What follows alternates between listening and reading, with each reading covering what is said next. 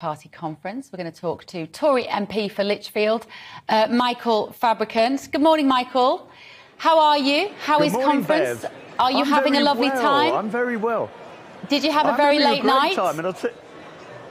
Did you have a very late night? Can't you tell I'm croaking? I'm croaking because I had such a fantastic evening.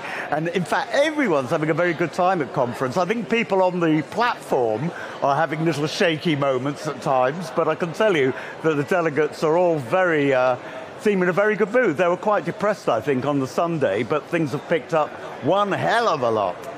Well, good to know. I like your positivity, Michael, because out here in the real world, it looks like it's an absolute shower of shame, to be frank, particularly with the U-turning. I wondered what you were going to say just then. I'm very professional, don't you worry. What you were... But, you know, that U-turn on the top rate of tax yesterday has left a very bad taste in a lot of people's mouths, not least the fact that it happened in such a short period of time, and it raises concerns about whether she can be trusted, whether Liz Truss can be trusted to make decisions which she's going to stick to, or is she just going to blow with the wind? Well, all politicians have to blow with the wind up to some extent if they want to stay in government.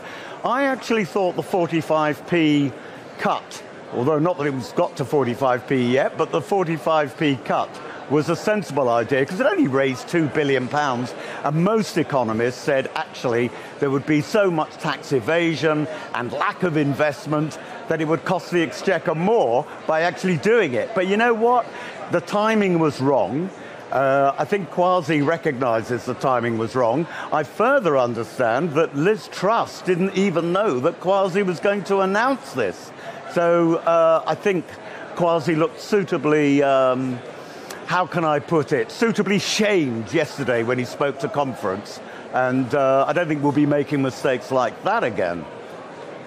Of course, it's easy to forget, Michael, that most of her MPs wanted Rishi Sunak to be leader. It was the party itself, the party members who voted her in.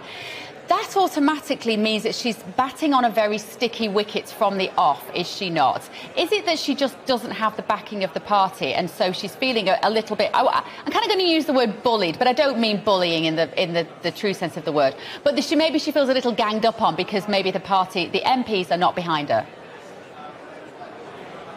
I think you ask me longer questions than I give you answers, Bev. But anyway, you know, it's an interesting point you make. I mean, the vast majority, of course, of party members would have preferred for Boris to stay and not actually have any change at all.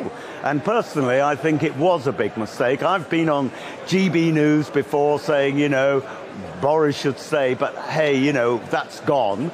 Look, people, the party has to accept, the parliamentary party has to accept that the Conservative parties have downsized more than just 300 or so MPs. It's the hundreds of thousands of party members out there which makes this party work. It's the hundreds of thousands behind me at the party conference who realise that it's got to work. So MPs, if they carry on what you're suggesting, will find that, yeah, the general public will say, you know, what a show this is, what a shambles. So we've got to pull together now because we have got a good and strong economic plan and we've got to take advantage of Brexit, you know, because poor old Boris was shifted across, if you like, because of COVID. We couldn't get all the legislation through. We need to take advantage of Brexit by deregulating. Labour will never do that because deregulation is an anathema to backbench Labour MPs. But if we don't do that, you know, we haven't taken really every single advantage we could out of leaving the European Union and control from Brussels. Michael, if you want to have a competition on words per minute, you're definitely going to beat me on that one, so don't worry about that. Michael Heseltine has had a little go at her this morning, of course, which is not good. Some older voters particularly will remember Michael Heseltine working for Margaret Thatcher, a very well-respected MP at the time, and he said that she's packed her cabinet with cronies off the back benches and she appeared to have no coherent plan behind her mini budget. How will she feel about that kind of attack? From Michael Heseltine. I just lost you for a second because did you say Michael Heseltine? Correct, yes. Yeah, well, Michael Heseltine has been a terminal moaner ever since he left the government. I mean, he criticised John Major, he criticised David Cameron, he criticised Boris, and surprise, surprise, he's now criticising Liz Truss. I think Liz Truss will say, oh my God, who said this? Michael Heseltine. Oh, well, that's pretty, you know, standard procedure. You get these people now in the House of Lords, and they're sort of very, very semi-detached. They're not even semi-detached. They're in their own park on an island somewhere. And they love bitching. But you know what? Party members don't like people who go around bitching and being disloyal. And actually, most of the general public know that he's a has-been. Well, if we're talking about popularity, Michael, can we talk about your arrival at conference? Because you literally had a physical attack, did you not, from some of the less supportive members of the Birmingham public? Didn't somebody actually shove you as you walked into the building? No, that was reported. As I like to say, you know, stories of my death are greatly exaggerated. No, what did happen was somebody who should have known better directed me right into the middle of the crowd. So a crowd of demonstrators who had turned up on the Sunday to demonstrate. It hasn't been like that yesterday or today.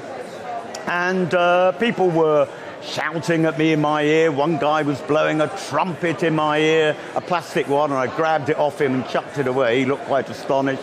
Had another young lad bouncing around me saying, oh, you know, but nobody touched me. But I tell you what, there has to be real questions about the policing.